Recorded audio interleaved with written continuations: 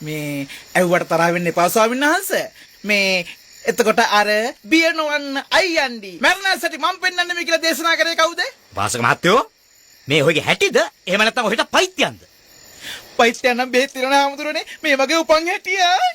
විජේ මහත්තයෝ මේ වගේ අඥානයෝ මේ වගේ සමාජයට ගෙනාවේ ඇයි? අසේවනාච බාලානම් පණ්ඩිතානාංච සේවනම්. මට මෙතන ඉන්න කියලාද කිව්වේ? යන්නේ මෙතනින් කිව්වේ.